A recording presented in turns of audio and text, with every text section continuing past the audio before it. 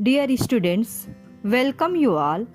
I am Dr. Ranjana Mal, Assistant Professor, Department of Home Science, MDDM College, Muzaffarpur. आज मैं आप लोगों को पल्सेस, उसका कंपोजिशन और न्यूट्रिशनल वैल्यू के साथ ही साथ पल्सेस पर कुकिंग, जर्मिनेशन तथा फर्मेंटेशन का क्या प्रभाव पड़ता है इसके बारे में बताऊंगी। तो स्टार्ट करते हैं। पल्सेस पॉड बियरिंग प्लांट्स यानी फलीदार पौधे के फल या बीज होते हैं जो लेग्यूमिनस फैमिली से बिलोंग करते हैं। पिजन पी, जिसको हम हिंदी में अरहर या तुअर दाल बोलते हैं, बंगाल ग्राम दाल जिसे चना दाल कहा जाता है, ब्लैक ग्राम दाल जिसे उड़द दाल कहते हैं, ग्रीन ग्राम दाल जिसे मूंग दाल और मसूर दाल जैसे मेजर पल्सेस हमारे आहार में एक महत्वपूर्ण स्थान रखते हैं। पल्सेस विकासशील देशों में सबसे लोकप्रिय हैं, लेकिन दुनिया भर में हेल्दी डाइट के एक एक्सीलेंट पार्ट के रूप में तेजी से जाने जा रहे हैं। इंडिया में 80% पल्सेस दाल या बेसन के रूप में कंज्यूम किए जाते हैं और बचे हुए 20% संपूर्ण बीज के रूप में कंज्यूम किए जाते हैं। अब हम समझेंगे composition and nutritional value of pulses, दालों का संगठन और पोषणीय मूल्य।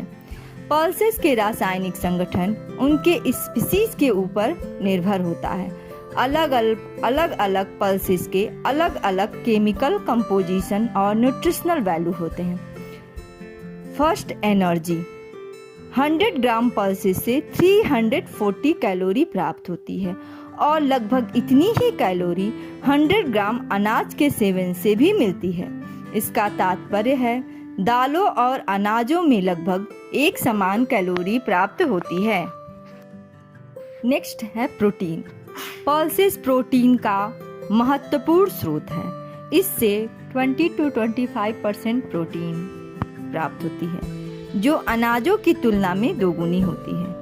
दालों में ग्लोबुलिन की अधिकता होती है, लेकिन कुछ स्पीसीज में इसके साथ एल्ब्यूमिन भी पाया जाता है। दालों में सल्फर धारण करने वाले एमिनो एसिड, विशेषकर मेथायोनिन और ट्रिप्टोफैन एमिनो एसिड की कमी होती है, जबकि दालों में लाइसिन एमिनो एसिड की मात्रा ज़्यादा होती है।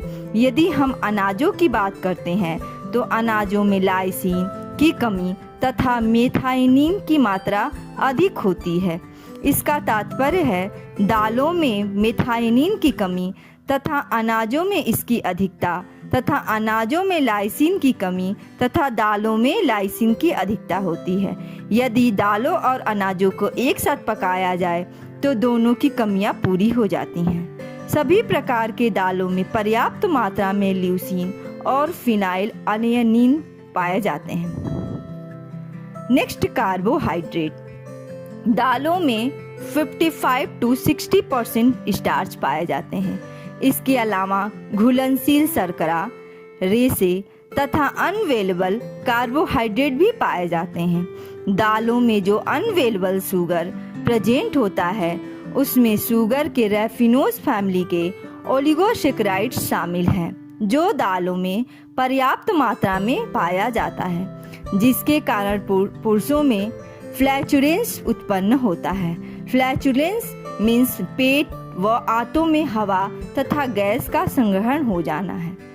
फर्मेंटेशन, जर्मिनेशन, कुकिंग, सोकिंग और ऑटोक्लेविंग की प्रक्रिया द्वारा काफ़ी मात्रा में ओलिगोसैकेराइड्स कम हो जाता है। Next, lipids. ड्राई पल्सेस में 1.5% लिपिड मौजूद होता है। दालों में पॉलीअनसैचुरेटेड फैटी एसिड उच्च मात्रा में होती है। ओलिक एसिड, स्टेरिक एसिड और पैल्मिटिक एसिड भी दालों में पाए जाते हैं। स्टोरेज के दौरान उन्हें ऑक्सीडेटिव रैंसिडिटी की जरूरत पड़ती है, जिसके परिणाम स्वरूप प्रोटीन विलेयता कम हो जाती है, स्वाद का डेवलपमेंट बंद हो जाता है और पोषक गुणवत्ता में कमी हो जाती है। Minerals. Pulses calcium, magnesium, zinc, iron, potassium और फास्फोरस का इम्पॉर्टेंट स्रोत हैं। दालों में 80% फास्फोरस फाइटेट फास्फोरस के रूप में मौजूद होता है। फाइटिन की उपस्थिति में मिनरल का एब्जॉर्प्शन नहीं हो पाता है। कुकिंग, सोकिंग, जर्मिनेशन और फर्मेंटेशन की प्रक्रिया द्वारा फाइटिन की काफ़ी मात्रा को कम किया जा सकता है। नेक्स्ट है vitamins. Pulses vitamin B complex का एक्सीलेंट सोर्स है। विशेषकर थायमीन, फोलिक एसिड और पेंटोथेनिक एसिड का। अनाजों की तरह दालों में भी विटामिन ए और विटामिन सी नहीं पाया जाता है, लेकिन जर्मिनेटेड लेग्यूम्स में कुछ मात्रा में विटामिन सी पाया जाता है। अब हम समझेंगे कुकिंग प्रोसेस से दालों पर क्या प्रभाव पड़ता है। दालों को पकाने में समय अधिक लगता है और इसे पकाने में ईंधन की खपत ज़्यादा होती है।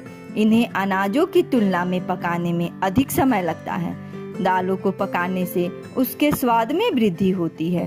दालों को पकाने से एंजाइम इनहिबिटर नष्ट होते हैं, जिससे दालों का पोषणीय गुणवत्ता में वृद्धि होती है। दालों को ओवरकुक नहीं करना चाहिए, क्योंकि इससे प्रोटीन की गुणवत्ता कम हो जाती है। लंबे समय तक पकाने से दालों का न्यूट्रिटिव वैल्यू कम हो जाता है, जिसके परिणाम स्वरूप लाइसिन नष्ट हो जाता है।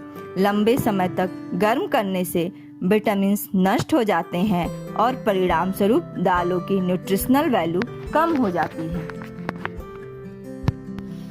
अब हम समझेंगे जर्मिनेशन प्रोसेस का पल्सेस पर क्या प्रभाव पड़ता है।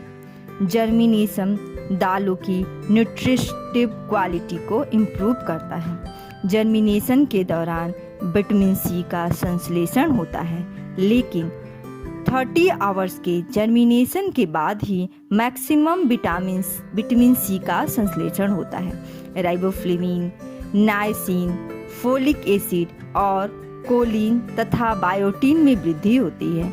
मिनरल्स जैसे कैल्शियम, जिंक और आयरन जर्मिनेशन प्रक्रिया के दौरान अपने बाउंड फॉर्म से मुक्त हो जाते हैं। स्टार्च और प्रोटीन जर्मिनेशन प्रक्रिया के दौरान अपने सरल पदार्थों में बदल जाते हैं। स्टार्च शुगर में कन्वर्ट हो जाता है तथा प्रोटीन एमिनो एसिड में कन्वर्ट हो जाता है। अंकुरित बीज में अधिक मात्रा में माल्टोज पाए जाते हैं। अब लास्ट समझते हैं फर्मेंटेशन प्रक्रिया से दालों पर क्या प्रभाव पड़ता है। दालों में फर्मेंटेशन की प्रक्रिया द्वारा दालों की पाचन शक्ति, स्वादिष्टता और पोषक मूल्य विटामिन सी और बी में वृद्धि होती है। इस प्रक्रिया द्वारा दालों में पाए जाने वाले टॉक्सिक यानी जहरीले पदार्थों को नष्ट किया जा सकता है। फर्मेंटेशन की प्रक्रिया से एसेंशियल एमिनो एसिड की उपलब्धता में सुधार होता है और इस प्रकार प्रोटीन की गुणवत्ता में वृद्धि होती है।